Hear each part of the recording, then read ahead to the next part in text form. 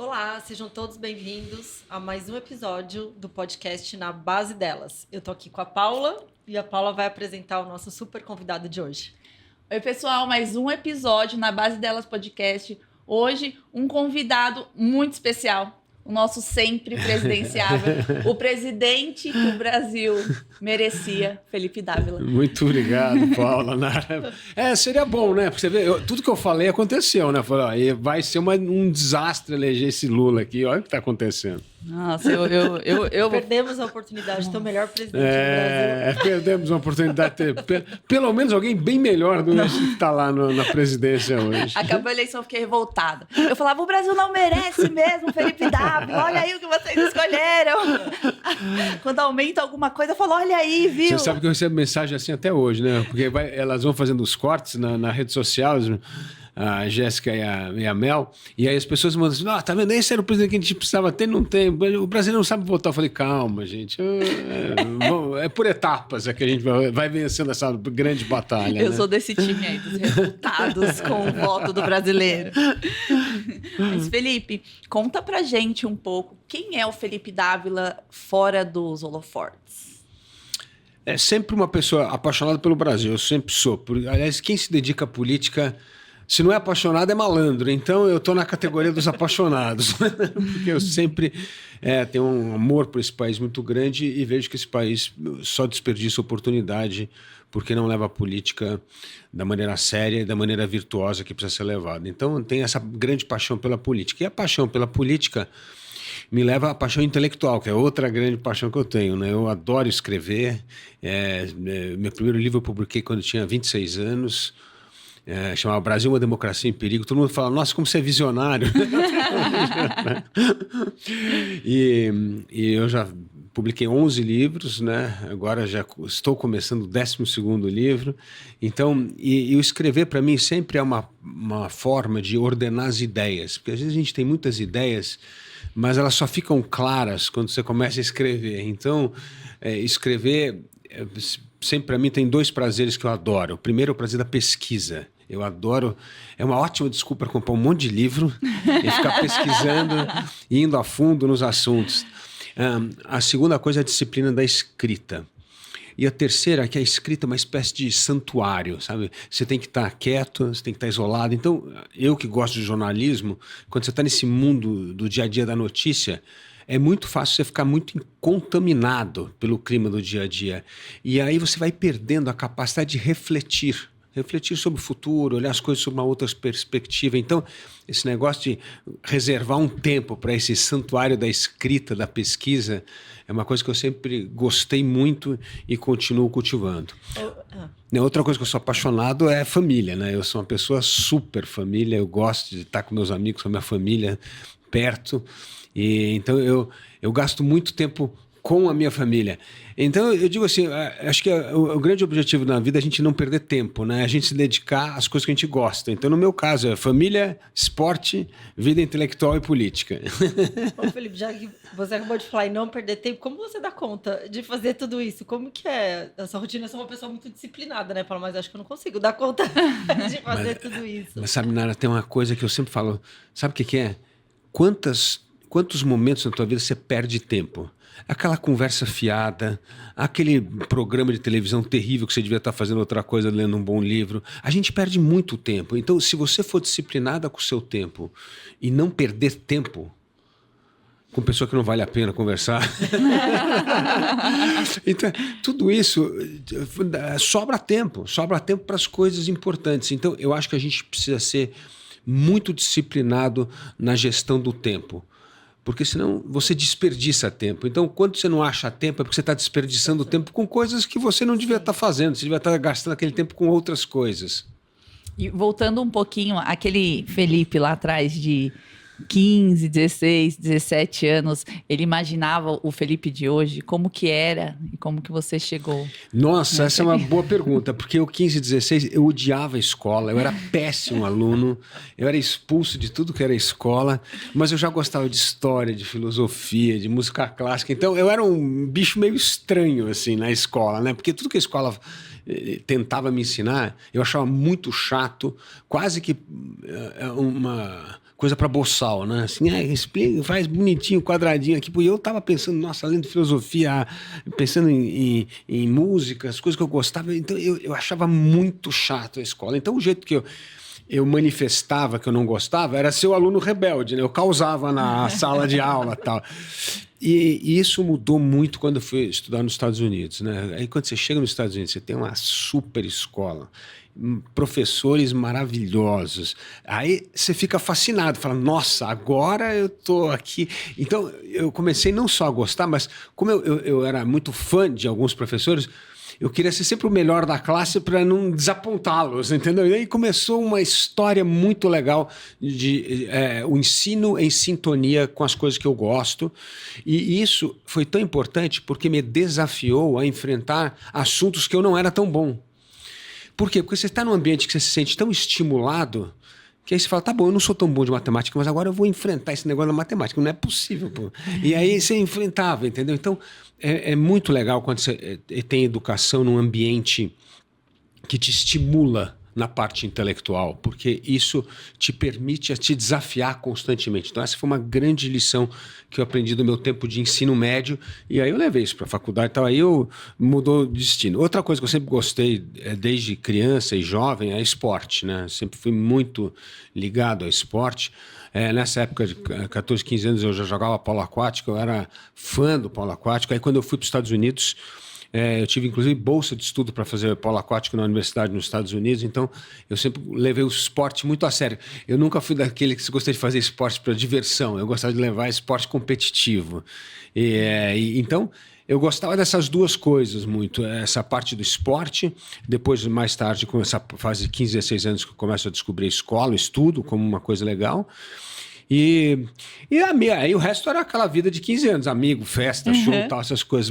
Mas aí era esse negócio do tempo já disciplinado, entendeu? Já começou ali. Eu me lembro que eu tinha uns amigos, eu tinha um amigo que ele chegava em casa sexta-noite, quando eu achava que a gente tinha uma festa que era meio chata, eu falei, não vou na festa. Eu falei, ele ia me arrancar de casa. Não é possível, você tá aqui sexta-noite lendo, pô, você tá louco? Eu falei, mas porque eu tô achando que aquela festa lá não é muito boa, né? Eu vou ficar o livro aqui tá na mais minha. legal aqui, o livro tá mais legal. E como que é sua família e o quanto a sua família ajudou nessa formação do Dávila de hoje? Nossa, muito. Minha família foi super importante. O meu pai sempre foi uma figura ultraliberal no sentido assim, você quer fazer as coisas? Se vira, faz. Eu banco, mas quando eu fui para os Estados Unidos, por exemplo, ele falou assim, você quer estudar nos Estados Unidos? Tudo bem. Agora, você arruma a escola, você vai levantar todos os documentos que precisa, você vai tirar visto, você vai fazer tudo. Quando tiver tudo pronto, só falta pagar, aí eu contribuo. Uhum. Então isso era muito legal, porque é uma forma de testar quanto você quer alguma coisa. E para mim isso foi muito importante, porque aí as coisas importantes você se dedica e aquilo que é fogo de palha, você esquece, né? A parte intelectual, meu pai era uma pessoa que adorava fazer desafios intelectuais, então a gente lia livro, ele fazia pergunta, e às vezes eu gostava de um personagem, por exemplo, eu gostava do Churchill, aí ele fazia o contraponto como se ele não gostasse, para me provocar. Uhum. Ele era muito provocador nesse sentido, né? E isso foi muito legal.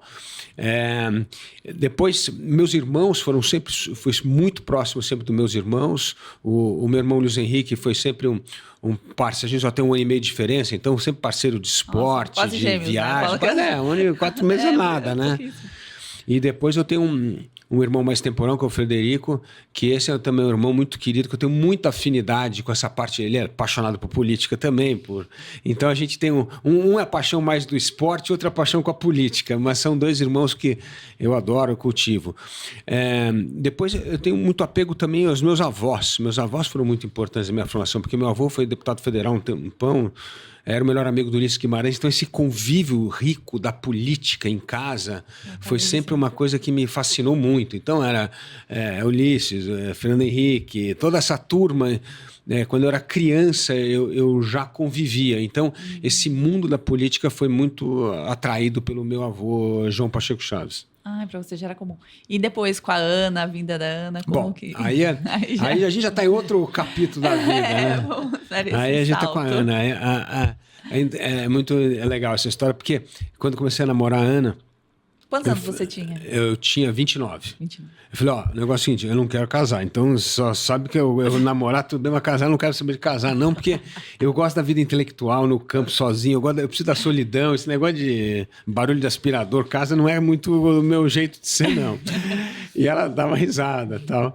E aí uma vez, a gente foi jantar, ela contou pra mim assim, então me descreve como seria assim, se você resolvesse casar, como é que seria a pessoa? Bom, aí eu comecei a falar, e aí ela falou assim, então eu quero me candidatar.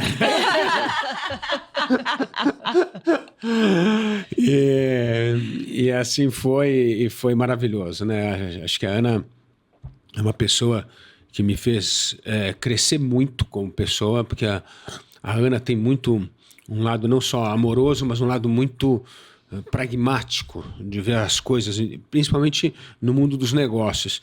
E eu sou muito mais poeta nessas coisas. Então, foi muito legal, assim, foi uma pessoa que a vida inteira me incentivou a investir no meu talento, nas coisas que eu sou bom, mas também a me ensinar a fazer negócio com as coisas que é bom. Porque geralmente com o que você é bom, né?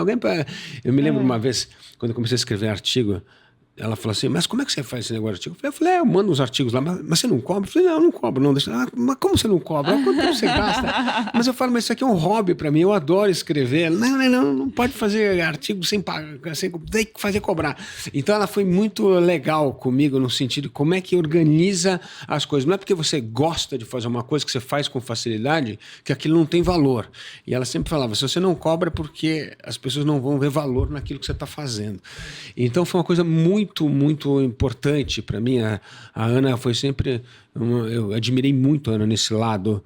E outra família. A Ana é a mulher mais família que tem, né? Então, eu sou uma admiradora da Ana pelo livro do pai dela.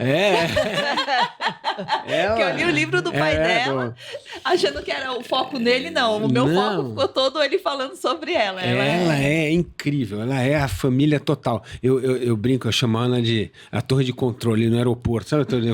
Ela tá o tempo inteiro assim, onde é que estão os filhos, onde é que estão... Né?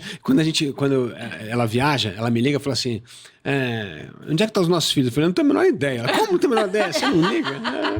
Eu falei, se tiver algum problema, eles me ligam. Qualquer coisa a gente vai se ver no fim de semana, no almoço de família, daqui a 2 dias. Mas eu não tenho essa coisa, e ela tem. Mas isso é muito legal, porque faz com que a Ana seja uma mulher muito gregária. Não? Então, toda a família está em volta dela, né? Ela é assim o epicentro da família. Então, essa história de se preocupar com os filhos, com o sobrinho, com os pais, com os avós. A Ana, assim, se preocupa com a família inteira. Esse negócio de cultivar a família. E como eu amo família, é maravilhoso ter uma mulher ao meu lado que tem esse enorme prazer em cultivar a família. Ela faz muito melhor que eu, mas ela é craque nisso. Vocês têm quantos filhos? Eu falo que eu tenho 4. Na verdade, eu tenho 2 com a Ana e eu tenho 2 enteadas que eu considero minhas 2 filhas quando eu casei com a Ana. Então, que tem a Bruna, a Bianca, que são as minhas 2 enteadas, e aí a Andréia e o João, que são os meus 2 filhos. Mas para mim são 4 filhos, que eu sempre falo. E como são os netos? Nossa, maravilha. Agora é um mundo de neto, né? Aquela casa silenciosa que você queria, o campo lá atrás. Mas isso é tão legal, né? Porque as coisas que você acredita que aquilo tinha um enorme valor, você vai descobrindo valor em outras coisas, né?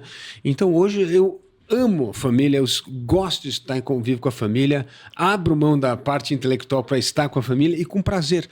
Então são coisas que às vezes a gente cria na cabeça da gente que, não, vai ser complicado, mas depois você começa a gostar. Então, eu digo que na vida a gente tem que saber revisitar aquelas coisas que a gente trata de maneira muito peremptória na vida, muito, sabe, rígida.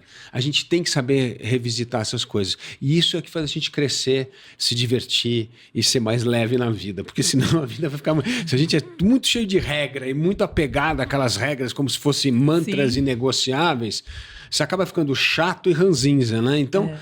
Eu vejo que a minha transformação como pessoa em amar família, gostar de conviver com a família e abrir tempo mais para a família foi uma coisa que eu faço com grande prazer e não me arrependo nem um pouco de não ter feito isso lá atrás. Ô Felipe, os avós, né, eles costumam contar histórias da Chapeuzinho Vermelho, da Branca de Neve, para os netos.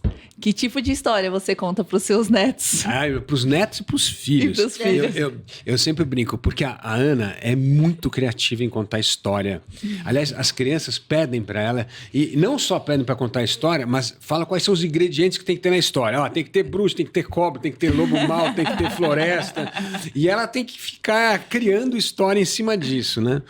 É muito legal. E comigo eu falo, ó, o vovô só conta história de verdade. Então, com eles, é história de verdade. Mas eu vou contando as histórias, óbvio, de uma maneira lúdica, mas é muito legal, porque...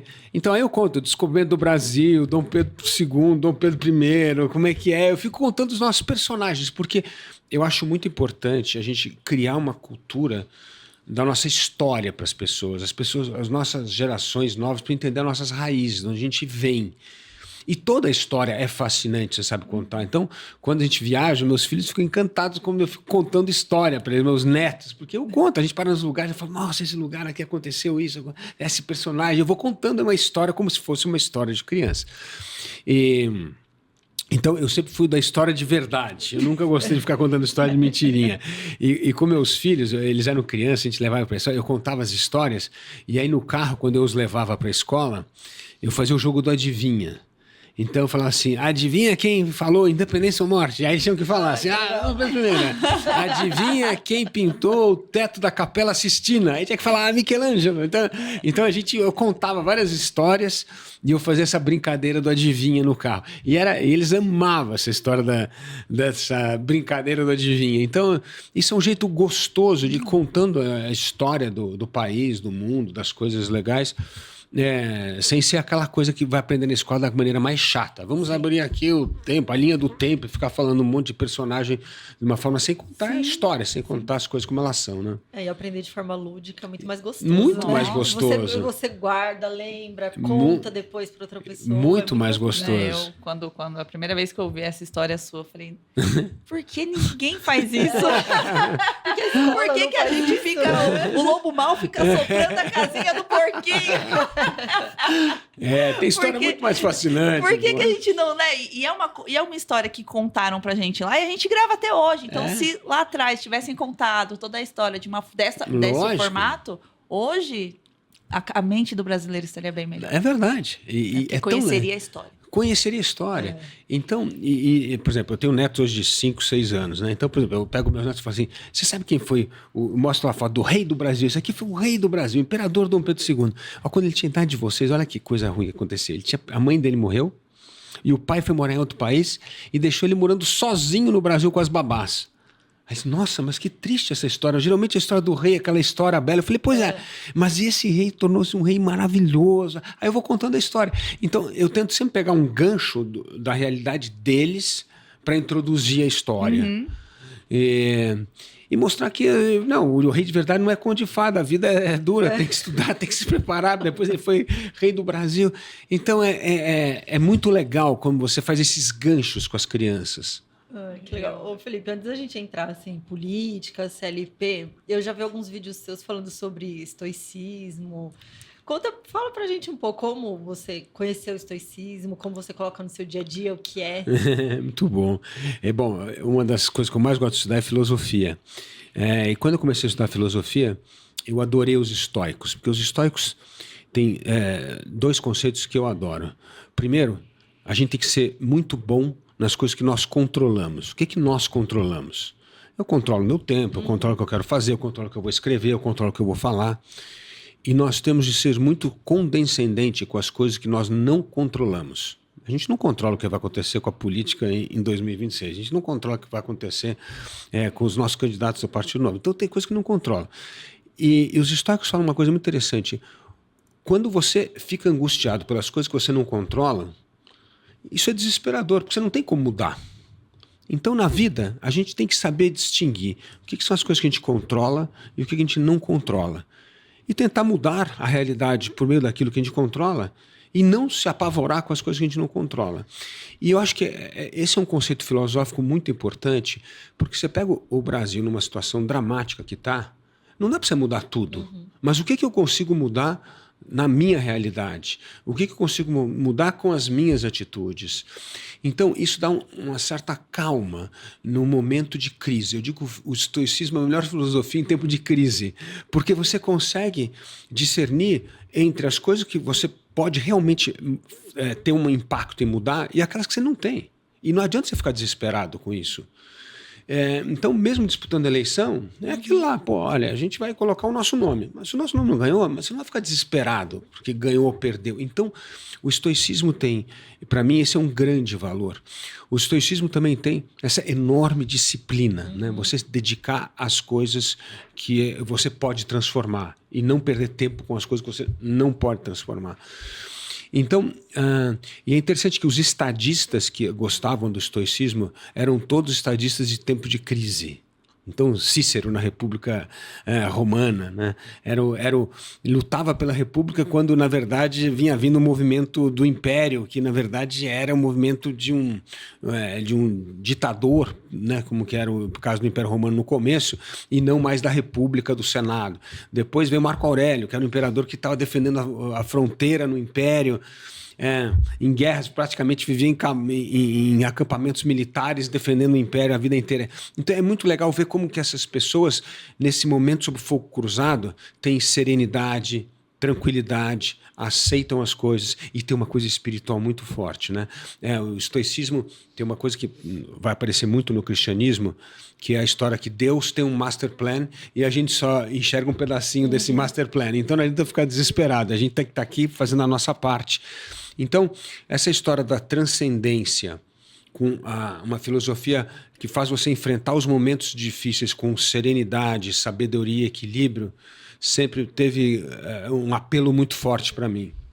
É bom até para tomar decisão, né? Total. Você não toma a decisão com a cabeça quente. É aquela história, opa, agora deixa eu me distanciar, deixa eu enxergar isso sobre outra perspectiva antes de tomar a decisão, né? Muito bom. E o próximo você quer fazer da CLP, que você que entende? Pode. Não, conta pra gente sobre o CLP também. O CLP foi uma ideia que eu tive quando eu estava fazendo meu mestrado nos Estados Unidos, em Harvard, e eu saí de quando terminou o curso em Harvard, eu fiquei angustiado com uma coisa. Eu falei, nossa, como é que eu vou aplicar o conhecimento todo que a gente aprende aqui? E a coisa mais importante que eu tinha aprendido lá era duas coisas. Primeiro, nós temos que trabalhar as lideranças, porque quando você muda a cabeça da liderança, você rapidamente começa a afetar a mudança na organização. Não importa se é uma empresa, se é a família ou se é o país. A segunda coisa era essa história das ferramentas, da parte de gestão técnica, que tem tanta coisa hoje para ajudar a gente a tomar as melhores decisões. E eu via que o Brasil não tinha as duas coisas. Carecia dessas lideranças comprometidas com objetivos de longo prazo, as lideranças muito políticas, no caso, muito focadas no curto prazo, na próxima eleição, e ignoravam as ferramentas de gestão porque tinha um apelo muito mais forte à ideologia ou à crença do que o resultado final na ponta. Então, eu voltei com essa ideia, falei, nossa, eu preciso fazer alguma coisa juntando essas duas coisas, liderança e gestão, liderança e gestão. E em Harvard tinha o Centro de Liderança Pública, mas ele era mais um think tank, assim, de pensar ideias, promover debates, livros, mas não tinha coisa mão na massa. E eu falei, eu quero fazer uma coisa mão na massa. Então, em 2008, eu criei pensando em atender as políticas municipais no começo, 2008. Por quê? Porque eu sempre achei que a política municipal é uma das mais importantes e menos valorizadas. Porque é a política local. E a política local tem uma vantagem incrível. Ela tem muito menos ideologia e muito mais focada em resultado. Não tem jeito direita e esquerda de coletar o lixo da cidade, tampar o buraco da rua, né? Arrumar o encanamento lá quando estoura esgoto, ou quando cai a eletricidade aqui, tem que podar a árvore, tem que fazer as coisas. Então, eu foquei muito na política municipal, tanto que o primeiro seminário do CLP foi para prefeitos recém-eleitos em 2008. Nós fizemos o planejamento dos primeiros 100 dias. E aí a gente foi para um hotel lá em Campos do Jordão, passou uma semana fazendo trabalho lá. Então foi muito legal, juntando essa coisa do desafio político, que eu falo e o desafio de gestão. O que acontece com as consultorias normalmente? Elas só focam na questão de gestão. Quanto impacto vai ter? Mas elas não têm a conversa que mais importa o político. Quantos votos você vai perder? Você vai conseguir implementar isso e ganhar a próxima eleição? Quando você tem que tomar as medidas duras a ponto das pessoas reconhecerem o resultado e, ao mesmo tempo, isso te ajudar a se reeleger. Então, essa mistura da conversa, da política com a gestão, só o CLP fazia. E aí veio a segunda fase do CLP, que foi a criação dos rankings. E os rankings, para mim, foi assim, a grande sacada das ferramentas que a gente criou para empoderar os gestores. Não só empodera, como cria desconforto. Como o ranking sai todo ano e é publicado, sim, você cria mal-estar. Por que o Estado caiu 4 posições? Por que subiu 5 ali? Então, e isso cria uma competição saudável entre eles. Não só para melhorar os indicadores, mas para ter mais cooperação. Porque quantas vezes acontece um governador fala, nossa, eu quero aprender com o governador daquele estado, como é que ele fez isso na educação, como é que ele fez isso na segurança. Então, isso fez duas coisas, melhorar a qualidade da política pública, assumir os riscos do desafio político e aumentar o diálogo entre eles, a troca de aprendizado. Então, e eu fiquei muito contente com o impacto que hoje o CLP tem. Hoje, todos os estados brasileiros, exceto acho que o Distrito Federal, utiliza o ranking do CLP para planejamento estratégico. Então, assim, eles olham e falam assim, não, eu quero melhorar esse e esse indicador na saúde. Eu falei, e como não dá para melhorar todos os indicadores, você tem que escolher a briga que você quer comprar. E isso já é uma escolha política. Oh. Então, é muito interessante quando você dá as ferramentas e trata dos desafios de liderança, você combina essas duas coisas, você tem um impacto transformador. E eu digo que o CLP é a coisa que eu criei que me dá mais orgulho hoje. Porque nesses 17 anos eu vi essa mudança de cultura e comportamento e é isso que me anima tanto em relação ao futuro do Brasil na política. Uhum. A geração que vem aí, de governadores e prefeitos com essa mentalidade de política baseada em dado e evidência, deixa a questão ideológica um pouco de lado e vamos melhorar a política pública na ponta para melhorar a vida das pessoas, isso hoje já está se tornando uma corrente majoritária. Era uma coisa pequena e hoje ela é majoritária. Então você pega safra de governadores que a gente tem hoje, uma das melhores do Brasil. Verdade. E não importa se é direita ou esquerda, tem o Eduardo Leite lá no Rio Grande do Sul, tem o Ratinho Júnior no Paraná, tem o Zema lá em Minas, tem o Tarcísio aqui, Mauro Mendes, Riedel, você tem o Fonteles, que é do PT lá no Piauí, você tem gente muito preparada, qualificada, tocando a vida. Então, isso mostra que a gente vai entrar num período muito legal da política brasileira. Essa onda populista desastrosa que a vida inteira eu combati. Aliás, uma das coisas que eu entrei na política era para acabar com o populismo e fortalecer a instituição. Mas está no fim, está na reta final, entendeu? Essa é a última geração, graças a Deus, não colocar para fora essa turma de 26 do poder, e vem uma outra geração com uma outra mentalidade. E eu tenho muito orgulho que o CLP ajudou nessa transformação. E você acha que vai renovar a política agora para 26? Qual a expectativa? Bom, Paula, a primeira coisa, a política renova todo ano, né? Quando a gente faz eleição, você renova 56% do Congresso, 46%, mas e daí? Renovou e as coisas continuam iguais. Então não adianta nada. Renova né? só os políticos, né? Não a política, né? Renova os políticos só. Precisa renovar a política, precisa renovar as ideias. E veja que coisa interessante o que está acontecendo com o Partido Novo, né? Nós tivemos o ano desastroso de 2022, que para a nossa história do partido foi muito, muito ruim, mas com os nossos pequenos e bons guerreiros no Congresso Nacional, olha a relevância e a importância que o partido tem, né? O partido está no fronte dos debates, o partido está no fronte nas denúncias, o partido tem a coragem de votar contra toda essa política que não serve para o país. E hoje eu vejo o Novo sendo tratado como um partido de extrema importância. Vejo gente dos outros partidos querendo migrar para o Novo. O Novo está em outro estágio de maturidade. Mas a gente precisou passar por um período muito difícil em 2022. Né? E assim, então assim, mas se a gente continua fiel aos nossos valores, os nossos princípios, exercendo isso na política pública, mostrando como isso se diferencia dos demais, isto é o maior capital político que nós temos a longo prazo, porque isso atrai as pessoas talentosas que têm afinidade com os nossos valores, atrai essas pessoas que querem realmente transformar o Brasil e estão dispostas a comprar determinadas brigas políticas. E mostra que nós não somos mais aquela agremiação juvenil que fala, não, se não é do meu jeito eu não converso, não falo. Não é assim. Então isso é muito importante. Então eu vejo o Novo sendo uma dessas fontes de renovação na política que vai crescer muito a partir de 2026, não só com os talentos internos que nós temos, mas também atraindo gente boa. Então eu vejo que outros partidos vão encolher, estão desesperados em bater cláusula de barreira, tem que criar federação, tem que criar alguma coisa para sobreviver na política. E o Novo está ali na sua toada, na sua consistência, na sua coerência, e eu acho que isso vai trazer excelentes resultados para nós. E se todos os resultados não aparecerem em 2026, vai aparecer em 2030. Não importa. O importa é que a gente está construindo tijolinho a tijolinho um partido que realmente se diferencia dos demais partidos nesse momento na história do Brasil.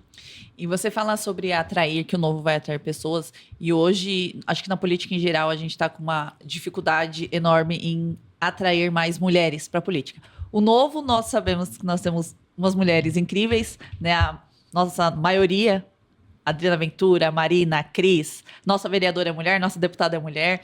Então, as mulheres aqui, elas sempre são um destaque dentro do Partido Novo.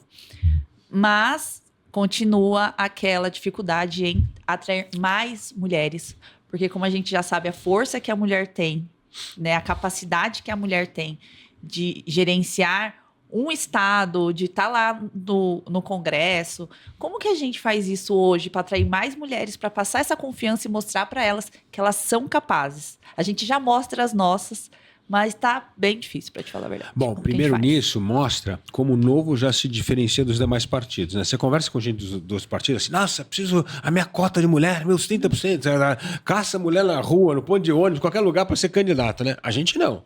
Nós temos nosso processo seletivo, é igual para homem e para mulher. Então, já entra todo mundo igual, não tem essa história de fazer gueto. Isso que acontece isso na ponta? 50% das nossas mandatárias são mulheres. São mulheres. Né? Indiara lá também, que é espetacular. A gente tem gente maravilhosa. Então, assim, 50% dos mandatários são mulheres e sem ter que ficar nessa história, não precisa conseguir mulher. Não, as mulheres vêm quando elas sentem que elas têm uma oportunidade de verdade, quando elas são tratadas como iguais e não como uma coisa assim, olha, isso aqui é só para atingir a cláusula que a gente precisa. Não é assim. Então, eu acho que isso já é uma atitude muito diferente do Novo. O que eu sempre converso que eu acho difícil atrair mulheres, porque as mulheres têm muitas multifunção na vida. E quem tem multifunção, quando você tem que pegar uma coisa e falar, agora eu tenho que mergulhar só nisso na política, é um jogo de renúncia que não são todas as mulheres que estão a fim de fazer. Então, eu não acho que... Não é porque mulher não se interessa por política. Eu acho que mulher se interessa tanto por política quanto por homem. Mas na hora que ela tem que fazer, como a gente está falando aqui, o jogo da prioridade...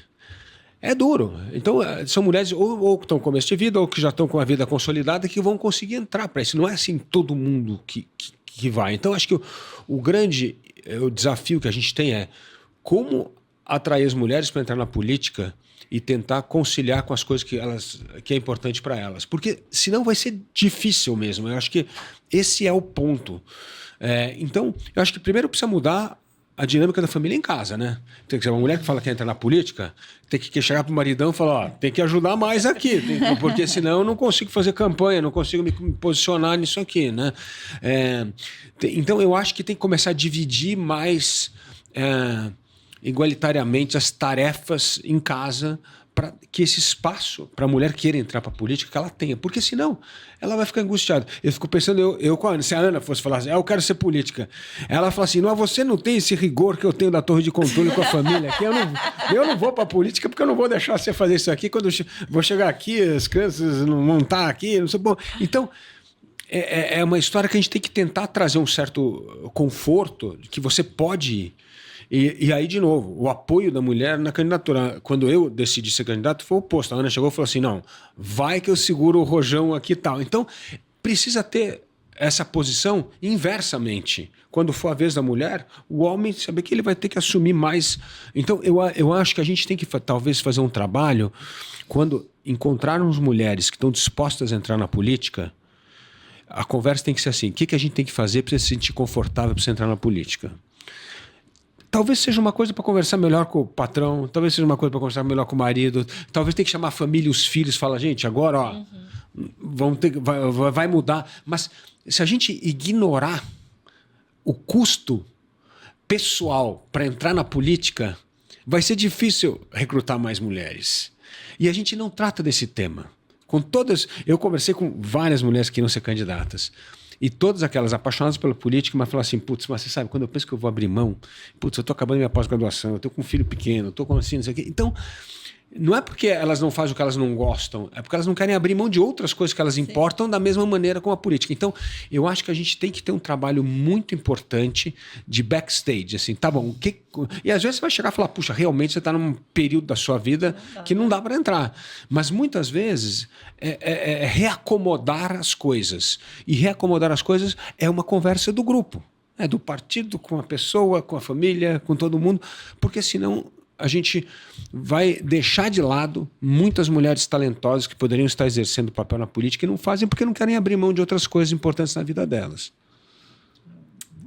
Nossa, você vai falando, eu vou pensando assim, ó, já vai refletindo o que eu devo fazer. Felipe, como que você chegou no Novo? Porque você já era da política, agora a gente descobriu desde o seu avô. Como entrou na política, nasceu já. Né? Já nasceu com o DNA. Já nasceu, então não tem nem entrada na política. Mas como que foi sua chegada no Novo?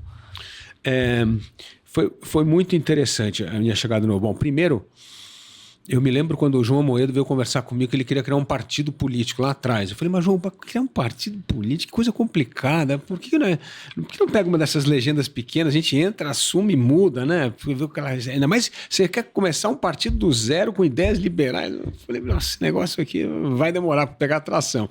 Então foi muito interessante as primeiras conversas com o João Amoedo quando ele começou a pensar em criar o Partido Novo. E eu sempre fui uma pessoa que gostei da ciência política, gostou de pensar política, discutir política pública, mas eu nunca quis entrar na política eleitoral. E aí isso aconteceu pela primeira vez nas prévias do governo de São Paulo em 2018, 2017, que a gente teve prévias aqui em São Paulo, que eu tinha ido com o CLP conversar com o presidente estadual do PSDB, que me chamou para um projeto que queria fazer com o CLP. E eu cheguei nessa conversa, eu falei, qual que é o projeto? Ele falou, o projeto é você. Eu falei, como eu? Não, a gente quer lançar você candidato a governador em São Paulo, porque precisa ter gente nova, que gosta da política, que entenda como é a política, mas também que o insider hoje vai ser complicado. Já é a ideia do outsider, precisa ter alguém fora da política e tal. Bom, então aí foi a minha primeira experiência nessa prévia interna. E foi ótimo, porque ali eu já aprendi tudo, né? O que é traição, como é, como é que puxa tapete. Eu já entendi como é que era esse tal desse jogo da política partidária. Mas foi uma lição muito importante. Depois eu coordenei a campanha presidencial do Geraldo Alckmin. E quando veio a eleição de 22... eu estava querendo fazer o seguinte, aglutinar as pessoas para termos bons candidatos de direita e de centro-esquerda que não fossem populistas. Meu negócio sempre foi, como é que a gente não deixa os populistas vencerem a eleição? Então eu organizei no começo com o Estadão vários encontros com candidatos, naquele tempo eram pré-candidatos. Então estava lá o Eduardo Leite, estava o Ciro Gomes, estava o Mandetta, que era o candidato. Tinha uma opção de gente ali conversando. E eu comecei a conversar com o Eduardo Ribeiro. Eu falei, pô, Edu, vamos envolver, trazer gente do Novo, vamos trazer o Novo para essa conversa. A gente tem que se juntar, porque a gente não pode deixar um populista ganhar. Se um populista ganhar a eleição agora, a gente está perdido. A gente já vem de 20 anos de populismo desse PT aqui, 15 anos de populismo do PT. Não dá para a eleição de 2018. Não, era a eleição de 2018. Não, desculpa, 22 mesmo, 22. Então, eu falei, não dá para a gente ter mais populista, a gente tem que trabalhar aqui. Bom, e aí a gente começou a conversar. Teve várias conversas. E eu vi que as candidaturas não estavam indo. Apareceu o Moro depois, né? O Moro como candidato. Então, o Moro estava lá disparado na frente e tal. E aí, e essas conversas com o Eduardo começou, o Eduardo falou assim, por que a gente não lança você como candidato a presidente pelo Novo? Eu falei, nossa, você está maluco? Não. E aí a gente começou a conversar sobre esse assunto e eu me engajando cada vez mais com a turma do Novo, achando que era um partido extraordinário. E aí eu aceitei o grande desafio, eu entrei no Novo e fui candidato a presidente. Então, assim, era um partido que sempre teve no meu radar. E nessa época, o Novo estava naquela briga interna que a gente lembra lá, que era o João Amoedo puxando o partido para um lado e o partido querendo ir para o outro lado, né? Então, foi uma época que eu senti, poxa, dá para colaborar com o partido, dá para termos exposição das nossas ideias e continuar trabalhando mesmo nessa candidatura para tentar unir as candidaturas sensatas em torno de um projeto de país que não seja o populismo, porque o populismo vai levar a gente pro buraco, entendeu? Então foi assim que eu cheguei no Novo. Foi graças ao Eduardo Ribeiro, que insistentemente falava comigo praticamente a gente tinha papos cada 15 dias e foi me seduzindo foi talvez a decisão política mais importante que eu tomei, vim para o Novo, e hoje eu me sinto em casa, num partido que eu adoro e dedico hoje bastante tempo, toda vez que eu sou chamado para algumas tarefas, como vocês me fazem aqui. E quais foram os maiores aprendizados que você teve na campanha? Bom, primeiro aprendizado, que é fantástico numa campanha política, você conversa com pessoas do Brasil inteiro, de realidades distintas, você vê realidades distintas, e isso é fantástico, porque geralmente a gente tem uma visão que eu chamo da arquibancada das coisas no Brasil, dos problemas, né? Então a gente lê o jornal, escuta uma notícia no rádio, então é uma notícia cheia de filtros. Quando você está na campanha política, que você está na rua, que você está falando, que você está no corpo a corpo com as pessoas, você tem uma outra visão e uma outra noção dos problemas. Então, primeiro foi essa coisa que mais me tocou, assim, e eu achei que eu nunca ia gostar de fazer campanha política, eu comecei a achar que eu gosto, né? Falei, nossa, esse negócio, tá na rua toda falando assim, mas eu comecei a gostar dessa história na campanha. Eu descobri isso na campanha presidencial. Falei, eu não sei se eu ia conseguir fazer isso. Segunda coisa muito legal é a preparação da campanha do candidato para os debates, para as entrevistas. Isso é muito importante. Porque se você não estiver bem preparado, se as suas ideias não estiverem muito alinhadas com o partido, toda vez que você vai ter uma sabatina, a chance de ser pego numa incoerência é gigantesca.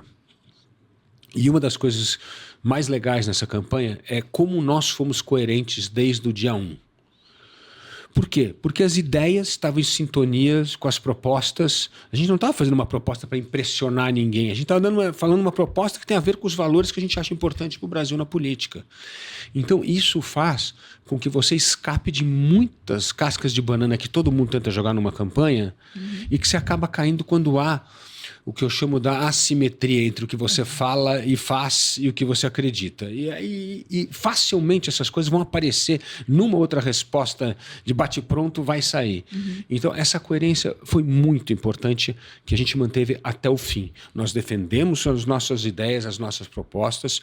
Eu fiz a minha conversa com todos, dizendo que a gente tem que combater o populismo. Quando for o segundo turno, que era o segundo turno 2 populistas, a gente tomou a decisão dura de não apoiar ninguém. E, né, a gente é muito isentão, as pessoas condenam a gente, mas é assim, quando você defende princípios são inegociáveis. Não tem mal menor quando se trata de populismo. Porque é o que eu falava na campanha, o mal menor a gente esquece rapidamente que é o mal. Então, o seu mal não é bom, a gente tem que estar no bom. O bom a nossa coerência com os nossos princípios é manter essa linha. E hoje é tão interessante esse negócio da coerência, que algumas pessoas veem eu principalmente, defendendo o Bolsonaro, quando eu falo, não, eu estou defendendo as instituições. Eu não estou defendendo o Bolsonaro, estou defendendo as instituições. A justiça tem que voltar para respeitar a Constituição, tem que respeitar o equilíbrio entre os poderes, não pode ter poder arbitrário. Ninguém auto-otorgou esse poder inteiro que a justiça hoje no Brasil tem, a Suprema Corte tem, para decidir sobre... Não é assim, tá na Constituição, tá na lei, não tá, então você não pode fazer. Agora estão forçando a escolha até de ministro do Supremo, eles vão lá fazer lobby. Imagina alguém mesmo, se tem alguma Suprema Corte no mundo que tem um juiz da Suprema Corte fazendo lobby no Congresso para apoiar A ou B. Isso não existe. Então, essa degeneração institucional é algo muito sério. Então, essa coerência é não ao populismo e sim ao fortalecimento das instituições é o que faz a gente ser diferente. Esse é o caminho que a gente vai seguir. E se fortalecer a instituição, uns vão enxergar isso como você está defendendo o Bolsonaro, não sei o quê. Cada um pensa o que quer. Mas se você olhar na coerência da defesa das ideias, você vai ver que não tem uma defesa a uma pessoa, tem uma defesa à instituição.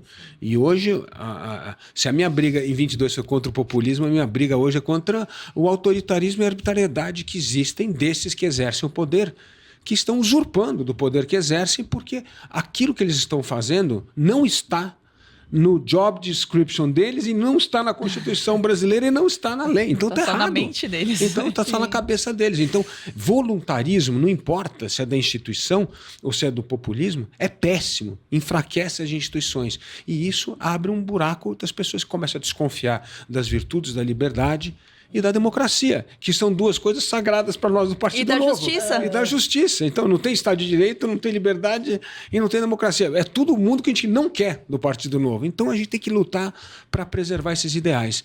E deixa os outros falarem o que quiserem sobre como é que a gente atua na vida. Falando em coerência, você vai relançar um livro mostrando tá aqui, tamanha coerência. Conta pra gente interessante esse livro, porque esse livro eu lancei exatamente há 20 anos atrás. Eu li. Não é o Caráter e Liderança, era o outro que eu ia trazer. Bom, era Os Virtuosos. Era Os Virtuosos. Eu gosto de escrever tanto livro, não dá. Era Os Virtuosos, mas eu vou falar dos dois. Porque os Virtuosos é um capítulo dentro do Caráter e Liderança. O que era Os Virtuosos? O Virtuosos conta a história dos 3 primeiros presidentes civis do Brasil, que é o Prudente de Moraes, o Campos Salles e o Rodrigues Alves. E por que me fez escrever esse livro sobre esses 3 personagens? Isso foi 2008, 20 anos atrás. O Brasil estava numa situação parecida com a de hoje. Você teve o golpe republicano, em 15 de novembro de 1889, derruba a monarquia, que era o único regime liberal que a gente teve no Brasil. Aí tem a nova república, o que é? Ditaduros. 2 ditadores. Deodoro da Fonseca e Floriano Peixoto. Pela primeira vez o Brasil teve fechamento de Congresso, pela primeira vez teve estado de sítio, pela primeira vez teve combate à liberdade de imprensa. Tudo isso que a gente vê hoje. Só que tinha uma ala dos republicanos, que era a ala liberal, muito ligada aos paulistas, que acreditava, não, a gente tem que fazer uma república liberal. O nosso modelo é os Estados Unidos, é a república norte-americana. Essa ala liberal consistiam desses 3 grandes líderes, Prudente de Moraes, Campos Salles e Rodrigues Alves. Então, o que acontece? Tem todo o jogo, naquela época do presidente da República, era sabotar para não deixar eleger Prudente de Moraes presidente. Mas Prudente acaba sendo eleito presidente em 1894. E ele faz a primeira tarefa de um presidente democrata liberal. Como é que nós vamos voltar a acreditar nas instituições? Como é que a gente resgata as instituições? E ele tinha sido senador e presidente da Constituinte da primeira Constituição Brasileira Republicana de 1891. Então, a grande virtude de Prudente é restabelecer a paz, a segurança política e respeitar os princípios democráticos. Essa foi a grande coisa. Só que isso teve um enorme custo financeiro e econômico para o país. Por quê? Porque a gente teve muitas revoltas locais. Por exemplo, a maior delas foi a Guerra de Canudos, na Bahia. Isso esgarçou as finanças públicas. Então, é eleito o sucessor de Prudente, Campos Salles. Campos Salles é o presidente que coloca as finanças em ordem no país. Essa história tem que cortar funcionalismo público, tem que diminuir o tamanho do Estado, tem que equilibrar as contas públicas. Você fala, nossa, como é que tem um cara no fim do século XIX com essa cabeça? Assim, o Brasil precisa ter uma política, o Brasil precisa ter uma política liberal, precisa abrir a economia. Bom, tudo que a gente pensa era o Campos Salles ali. Então, o Campos Salles arruma as finanças do país. Quando ele deixa a presidência, as pessoas jogam ovo nele. Então você vê o que é um presidente que aguenta 4 anos de medidas impopulares, de recessão econômica, para colocar as finanças em ordem, para colocar o Brasil na trilha. Mas foi mérito Campos Salles.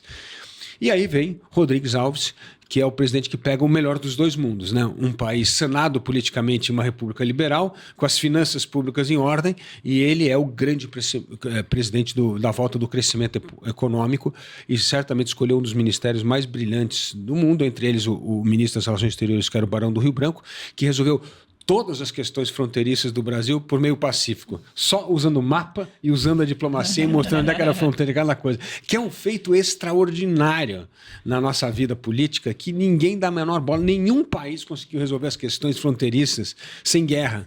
A gente conseguiu mais de 11 acordos com fronteira, com países, tudo em cima da discussão diplomática. E ele cria essa grande tradução que política externa tem que ser política de interesse nacional e não contaminada pela política partidária. Então, é o resgate das nossas histórias, porque o que acontece no Brasil, eu falo, você vai nos Estados Unidos, você conversa com as criancinhas assim de 5, 6 anos, todo mundo sabe quem é os Founding Fathers, quem foi que criou os Estados Unidos, todo mundo sabe quem é o Thomas Jefferson, sabe quem é o Benjamin Franklin, sabe quem é o George Washington.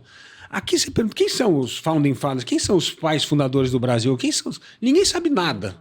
Então, eu sempre gostei da história e entendi que resgatar a memória desses grandes estadistas era algo fundamental.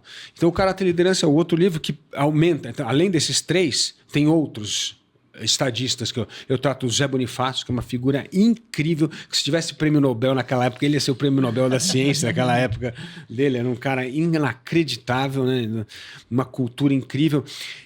Viveu na Europa na época da Revolução Francesa, entendeu que não podia ter Revolução Francesa e que a melhor coisa que o Brasil podia ter era uma monarquia liberal constitucional, e foi aí ele que lutou tanto para implementar a monarquia no Brasil. Tem o Joaquim Nabuco, que luta contra o fim da escravidão no Brasil, contra os interesses da sua classe, porque ele era um aristocrata de Pernambuco, né? Era boicotado pelos seus pares, mas entendendo que a escravidão era algo extremamente negativa para o país do ponto de vista econômico e social, né? Tem um personagem que ninguém conhece, que é o Oswaldo Aranha, que foi ministro das Relações Exteriores no governo de Getúlio Vargas, na ditadura, defendendo a democracia, e graças a ele o Brasil se alinhou aos Estados Unidos na Segunda Guerra, e não com a Alemanha e com a Itália, como Getúlio e a maioria do governo queria. Então ele é que salvou a gente de não estar com essa mancha na nossa história até hoje. Depois eu falo do Ulisses Guimarães, que realmente foi o grande estadista que salvou o Brasil na época do governo autoritário militar, sempre acreditando que a semente da democracia está no coração da gente, que a gente precisa perseverar, que alguma hora ela vai rebrotar e as coisas vão acontecer. E que foi.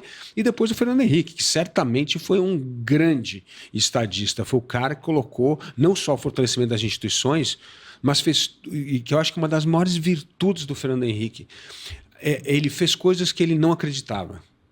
Ele não era um liberal na economia, mas ele acreditou que precisava abrir a economia, ele acreditou que precisava fazer privatização, ele acreditou isso como uma coisa importante para o fortalecimento das instituições. O Fernando Henrique sempre teve essa história de que, olha, eu tenho que abrir mão de algumas crenças, mas se isso vai ajudar a fortalecer as instituições da democracia no Brasil, vale a pena. Então, a meu ver, ele é um grande estadista, não só pela obra que ele fez, que foi acabar com a hiperinflação no Brasil, mas foi por revisitar algumas crenças que vinham da social-democracia e entender que nós precisávamos de uma política muito mais liberal naquele momento para fortalecer a economia de mercado e fortalecer a democracia no Brasil. Então, a gente precisa resgatar a história desses nossos estadistas. Porque senão a gente anda... Quando as pessoas falam para mim assim, nossa, esse período de anormalidade que o Brasil vive... Eu falei, não, gente, o Brasil é um país anormal com pequenos períodos de normalidade. A normalidade faz parte da nossa realidade. É só ler aqui que você vai ver. É uma normalidade atrás da outra. Então, agora, como é que a gente coloca o Brasil na trilha? Eu acho que essa é a missão do Partido Novo, essa é a missão não só do Partido Novo, mas das pessoas de bem na política. A gente precisa fazer o que eu falo, a aliança, a confabulação dos caras de bem nessa política para a gente colocar o Brasil, fortalecer as instituições. Eu falo, o Brasil, desde a redemocratização em 1985, só teve 2 presidentes que se preocuparam com o fortalecimento das instituições. Foi o Fernando Henrique e o Michel Temer. Acabou. O resto foram detonadores de instituição no Brasil. Por isso que a gente está nessa crise. Então a gente precisa eleger em 2022 alguém que tenha essa enorme preocupação no fortalecimento das instituições. Só assim a gente vai sair desse atoleiro que a gente vive hoje. Já pensou em escrever livros infantis? Sabe que uma Eu vez... compraria Você pros sabe meus que eu filhos. quase escrevi uma vez, quando meus filhos eram pequenos, eu falei, eu vou fazer um livro infantil sobre a história do Brasil, por causa dessa história de conversar muito com as bom, crianças. é muito bom. Mas aí sempre vem um livro sério na frente. Não, então vamos, começa a pensar, porque eu Vamos comprei fazer. um da Folha, que são vários livros, né? Que é uma série de livros para os meus filhos, mas sobre historiadores, sobre Prêmio Nobel, todo mundo que ganhou a história, mas de uma forma muito gostosa deles entenderem. E seria muito legal você fazer. Não, também. adora, você é uma boa ideia, porque eu me lembro, o melhor lugar que tem livros infantis e que tratam e não tratam criança como imbecil é a França. A França tem cada livro de história para criança inacreditável, porque estão ali os dados, estão ali os feitos, mas óbvio, contado para criança. Mas não começa assim, era uma vez o imperadorzinho que veio aqui sentando na casa. Não tem nada disso. E conta a história de cada um. Então é muito legal ver como é possível escrever história infantil, sendo fiéis aos fatos e sem transformar tudo quase numa banalização, entendeu? E isso é um dom, é um dom. Eu vi aqueles livros infantis de criança na França e falei, nossa, não é à toa que a turma aqui essa criançada já nasce orgulhosa da história do país, dos feitos, porque você vê aquilo nascente, né? Então eu acho que a gente tem que ter uma literatura histórica infantil, mas sem muito, né? Chapeuzinho Vermelho, Lobo Mau e Floresta, né? Pô, contando a história, tem tanta história legal. Você imagina você contar a história infantil, por exemplo, o Joaquim Nabuco, é maravilhoso. Pô, olha, ele brincando lá na fazenda, no interior do Recife. O melhor amigo dele era um filho de escravo, por isso que ele teve essa ligação tão forte depois para acabar com a escravidão, porque graças a essa amizade desse menino brincando no terreiro da fazenda com um menino que era um filho de escravo e que era o melhor amigo dele. Pô, sensacional. só isso já começa uma história maravilhosa, entendeu? Mas entendeu? A gente precisa disso. Eu acho que uma das coisas que a gente precisa fazer é contar melhor as nossas histórias. Tem histórias fascinantes. E na escola é chato para eles. Totalmente. Você senta lá e é chato. Agora você conta assim, ó, lê esse livro aqui, olha que legal a historinha, olha, tá. E fica. É isso aí. Muito bom. Pode, eu compro, já tenho uma. Eu compro todos. Felipe, já estamos partindo pro fim aqui da nossa conversa. E agora a gente tem um quadro que a gente vai fazer com você. Agora. Qual o nome do quadro, Narinha? É do fundo do coração e na ponta da língua. Opa! É um bate-bola. É um bate-bola. Tá Pergunta bom. rápida, A gente resposta vai- rápida. Isso. Eu começo. Pode começar. Uma palavra que te define. Virtude. Um valor inegociável. Família. Sua maior força.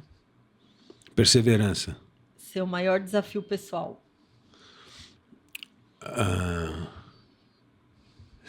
Ser mais tolerantes com as pessoas que eu discordo. Nossa, é muito difícil isso.